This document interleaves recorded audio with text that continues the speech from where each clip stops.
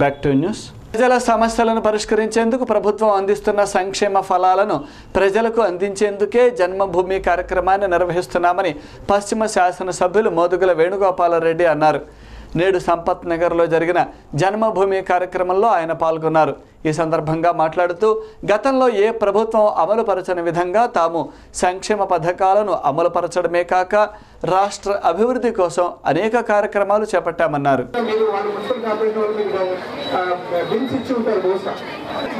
Collection వచ్చినప్పుడు ఎవరైతే చెత్త చూసుకోవడానికి వస్తారో వాళ్ళకు హ్యాండ్ ఓవర్ చేస్తే మనకి దాదాపు ప్రతి వ్యక్తి కూడా 6,500 రూపాయలు కేవలం ప్రభుత్వ ఆసుపత్రుల వసతులు సరైన లేకపోవడం వల్ల సరిగా చేసే పరిస్థితి లేదు.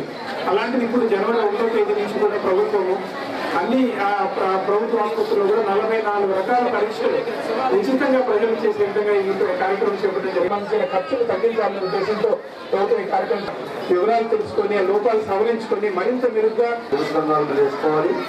అధికారులు కూడా వెనుకమాలను నడిపించాల్సిన బాధ్యత మీద. అందుకే నేను ఈరోజు ఇక్కడికి మూడో పెద్ద జన్మభూమి కార్యక్రమానికి వచ్చాం. ఈ కార్యక్రమంలో 2015వ సంవత్సరంలో జరిగినటువంటి అనేక సంక్షేమ కార్యక్రమాలు ప్రజలకు జ్ఞాపకమయ్యా లేదా? ఎందుకంటే దీనికి ముందే జనచైతన్య కార్యక్రమాలు చేసుకున్నాం.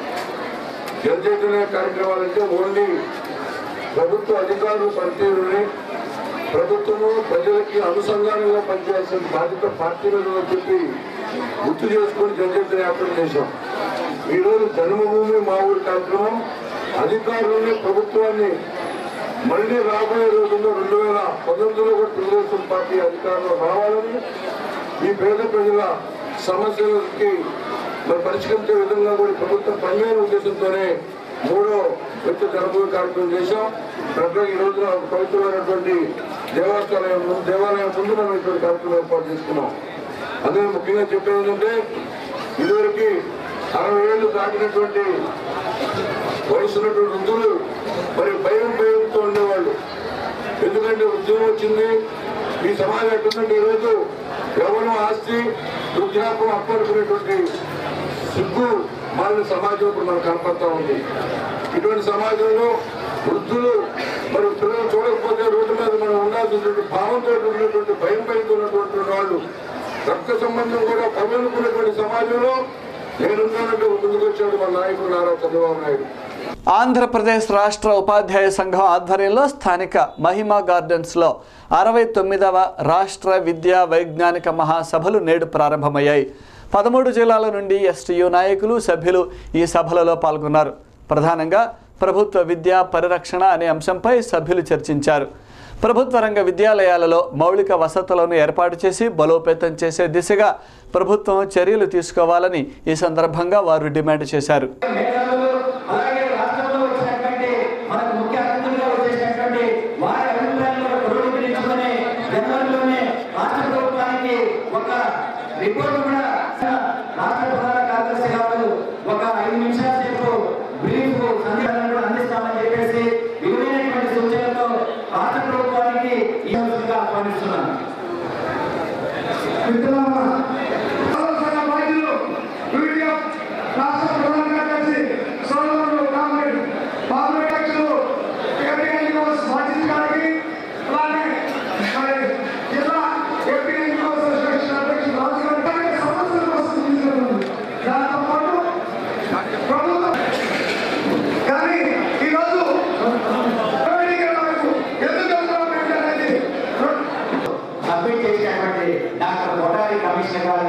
రిపోర్ట్ వచ్చేసి భారతదేశ విద్యారంగానికి ఒక దిక్సూచి లాంటిది.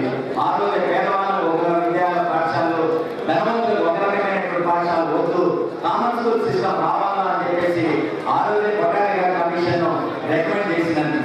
కానీ కొట్టారి గారి కమిషన్ కూడా ఈ రోజు కూడా అమలు జరుగుతున్నటువంటి పరిస్థితుల్లో భారతదేశంలో విద్యారంగం ఉన్నది.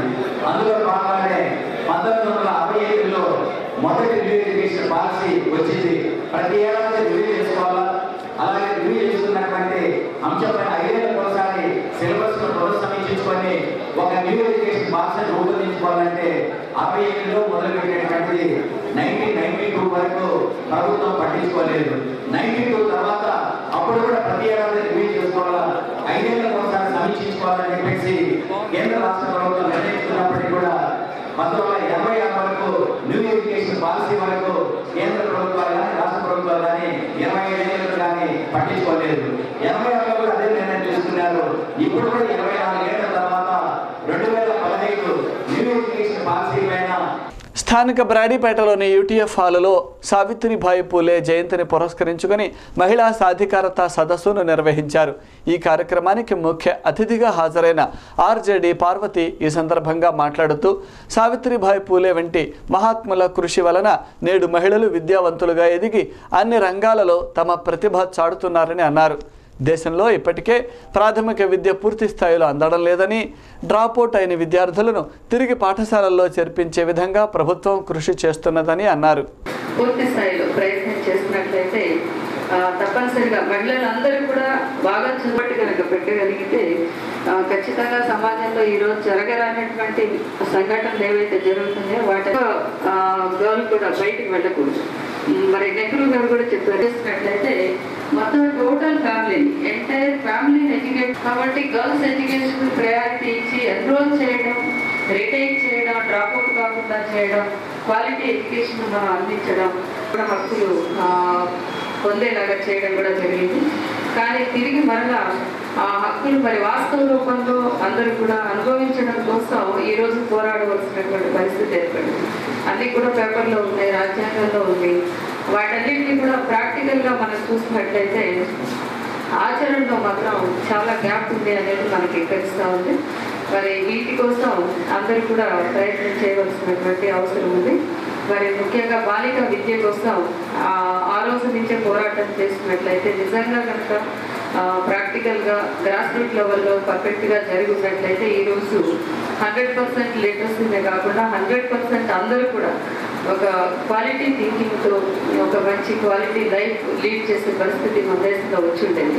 కానీ మధ్యలో అలాంటి వ్యక్తులు మరి సంఘంలో కరువడం వల్ల కానీ, అలాగే మరి స్వార్థం పెరగడం వల్ల కానీ, పక్క వారి గురించి ఆలోచించకపోవడం వల్ల కానీ ఇంకా చాలామంది బాలికలు ప్రాథమిక విద్యకు, సెకండరీ విద్యకు కూడా దూరంగా ఉండడం మనం ఈరోజు గమనిస్తున్నాం. మరి దానికి వాళ్ళ కుటుంబ నేపథ్యం కావచ్చు, తల్లిదండ్రుల ఆలోచన కావచ్చు, ఇంకా రకరకాల కారణాలు ఏమైతే ఏంటి కానీ మన దేశంలో ఇంకా చాలామంది ఉన్నారు. మన రాష్ట్రంలో చూస్తే కూడా మరి మామూలుగా లిటరసీ రేట్ చూస్తే కూడా మనం ఇంకా బిలో 70లో ఉన్నాము.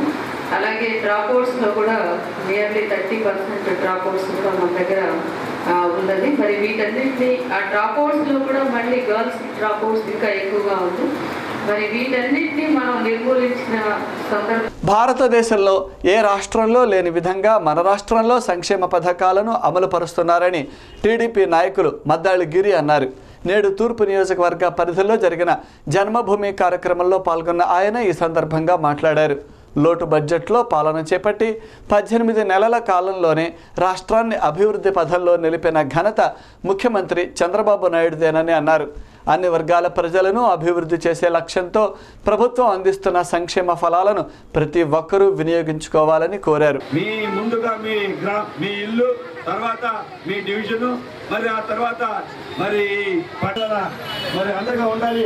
అతనికి అండగా ఉండాలంటే స్థానికంగా ఉండేటటువంటి తిరిగి అక్కడ ఉన్నటువంటి సమస్యలు, అక్కడ మంచినీరు సమస్య, అక్కడ మురుగుపోతుల సమస్య, రోడ్ల సమస్య, ఇలా జరిగేటటువంటి ఈ రకంగా ప్రజలకు అదే విధంగా మరి అక్కడ ఉన్నటువంటి చట్ట చట్టాలన్నీ కూడా ఏదైతే పరిశుభ్రంగా ఉంటే ప్రభుత్వానికి సహకారం చేసినట్టు అవుతుంది. 5 నిమిషాలు మీతో మాట్లాడే అవకాశం కలిగింది. మరి ముఖ్య ఈ రకంగా రేపు రజక కార్పొరేషన్ ఏర్పాటు కాబోతా ఉంది.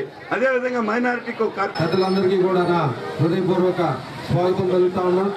మరి జన్మభూమి మా ఊరు ముఖ్య ఉద్దేశం మరి ప్రజల మధ్యకే పాలన, అధికారులందరూ ప్రజల దగ్గరకు వచ్చితేనే మరి ఆ సమస్యల పరిష్కారాలనే ఉద్దేశంతో మన ప్రియతమ ముఖ్యమంత్రి చంద్రబాబు నాయుడు గారిని రూపుదిద్దిన కార్యక్రమం ఇది.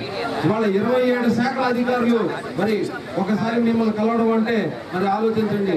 మరి మన ముఖ్యమంత్రి గారు ముందు ఆలోచనతో ఒక మంచి కార్యక్రమం రూపుదిద్దుకొని మరి మనందరినీ ఇక్కడ చేసిన కార్యక్రమం.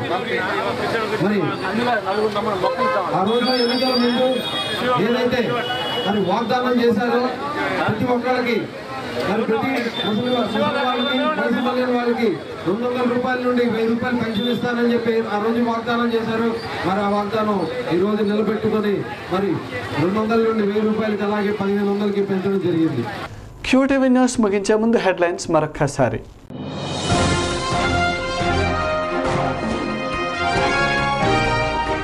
నగరంలో ఘనంగా సావిత్రిబాయి పూలే జయంతి వేడుకలు.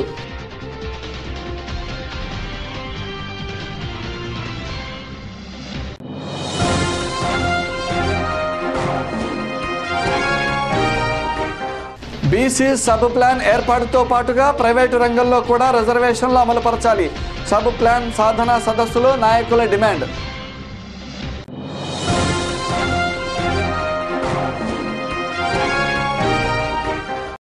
భారీ సంఖ్యలో కొలువుల భర్తీకి రైల్వే రిక్రూట్మెంట్ బోర్డు నోటిఫికేషన్ విడుదల. ఈరోజు విశేషాలు. మరిన్ని వార్తలతో మళ్ళీ కలుద్దాం. నమస్కారం.